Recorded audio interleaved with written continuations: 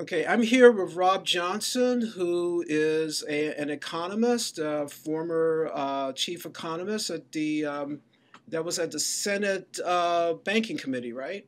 That's true. William And Brockmeyer. right, and now is the director of something called the Institute for New Economic Thinking, and we're going to get to what that is in just a moment. But first, I wanted to ask you, in the past few weeks, we've had several actions on Capitol Hill regarding financial reform, movement toward the creation of a consumer financial protection agency, as well as introduction of some legislation dealing with so-called too big to fail banks.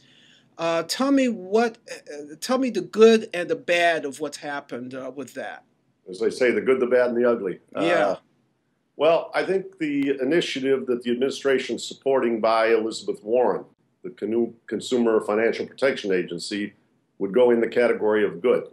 I think it's a useful dimension, so not unlike the Food and Drug Administration or whatever, in making sure that financial products mean what they say what they mean. And I guess, how we say, on the bad side of that, it appears that the lobbyists have made some inroads into diluting the effectiveness or the scope of that particular initiative. Right. On the too big to fail, the good is that I think that they're acknowledging that it's a problem.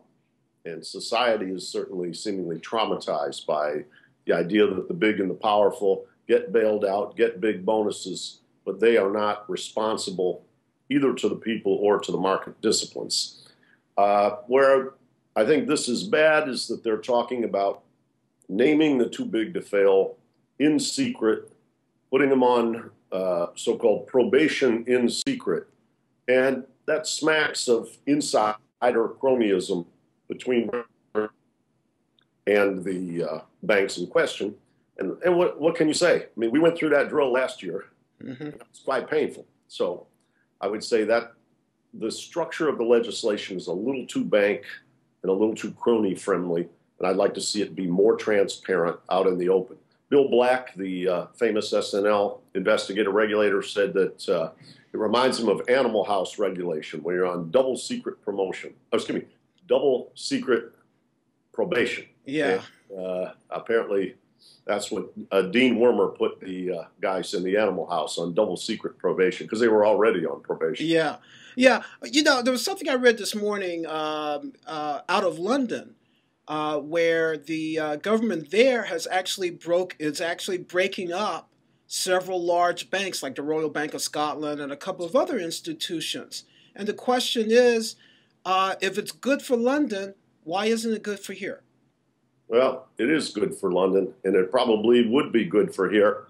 But getting from here to there means we got to put the people's energy together and get up and over what Dick Durbin says is the group that owns the place.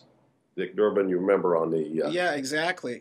reform legislation, said the banks did about 3 times the money anybody else did, and so that I would say that was a dimension.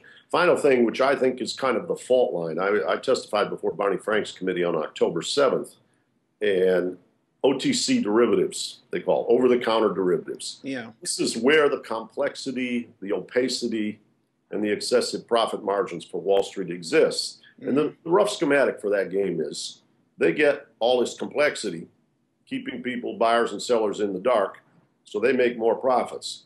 But when the system freezes up, complex and opaque, prove that they're solvent. Everybody gets scared, and we go into a tailspin like we did last September, October. So I think we're in a situation where we can't tolerate the unregulated, opaque nature of over-the-counter derivatives. And the House Ag Committee and Financial Services Committee have not, what you might call, addressed those concerns structurally. Right, right. So how do we? What are the pressure points that we need to be most concerned about? Help us sort of prioritize what activists need to be focusing on right now. Well, I'd say there's several things. First of all, don't defer to expertise. What Matt Taibbi calls the eye roll. When you start talking about these things, officials roll their eyes like you don't understand and they do. Officials and experts don't have a very good track record in protecting the public. They don't have a very good track record in predicting the crisis or preventing the crisis. They don't have a very good track record in cleaning up the crisis. So how would I say, don't defer to experts, know things are wrong, and press till you're satisfied that they're right. Second dimension, I would say the Democratic Party is as much a problem as the Republican Party in this realm. Money in politics is too high. You need comprehensive, what you might call public financing of elections. You do need, short of that, to start looking at the swing races in the House, the contested races, and putting pressure on Democrats, or for that matter Republicans, but primarily Democrats, to hold the line for the public and resist what I guess I would say is I'd like to make voters mobilize so they make people afraid to take Wall Street's money. The money's there, but they can't. Well, it's an interesting point because as I'm reading this morning, you have people like White House Chief of Staff Rahm Emanuel essentially encouraging members of Congress to weaken things like Sarbanes-Oxley, the legislation that was imposed after the Enron disaster to bring more corporate accountability and more honest accounting. Now, how do you, when you've got that kind of stuff coming from a Democratic White House, that's pretty formidable stuff. When you've got the White House basically swimming along with what the banks and the financial institutions want. Well, I would encourage people to fortify themselves along the lines you just described by reading Lance Selfa, new book called Democrats: A Critical Appraisal, or Paul Street's work on Barack Obama that's on the Z website, or Tom Ferguson's stuff on the Golden Rule, he who has the gold rules. These are predictable behaviors from what you might call Democratic Leadership Council, the DLC-type Democrats, of which Rahm Emanuel is one. And until we can diminish the role of money in politics, we're not going to have policies, whether it be healthcare or energy or finance, that really take good care of the body politic. Money counts too much, voters count too little. And we've got to change that equation. Let me ask you then about what you're doing right now with this new Institute for New Economic Thought. It's being supported with $50 million from George Soros over a 10-year period. What will you be doing with that money? Well, first of all, we have a group of about 22, 23 economists from around the world.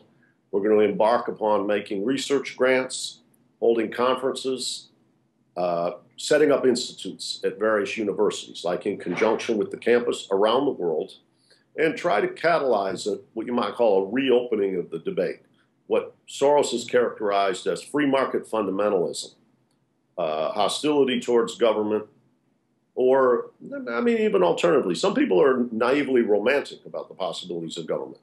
But this group is going to come together and try to open up the paradigm, open up the conversation, nourish financially, with incentives, with colleagues, and with community, young scholars who want to take a different path than, you might say, the path that the free market fundamentalists, the efficient market hypothesis, and others have embarked upon in the last 20 years that I think led us to that point. When I mentioned experts earlier, experts do not prescribe things to prevent a crisis, and they do not diagnose or anticipate a crisis, and they do not explain it, and they do not repair it. They lose the right to be experts. Economists want to portray themselves as experts, people who should be listened to, people who should have influence. They have to earn that. And I think this group is saying after this crisis, we have to regroup and re-earn the confidence of people in the potential of expertise to help make the world a better place. Well, I wish you a lot of luck in doing that. It's going to be a very difficult struggle given where the political winds are right now.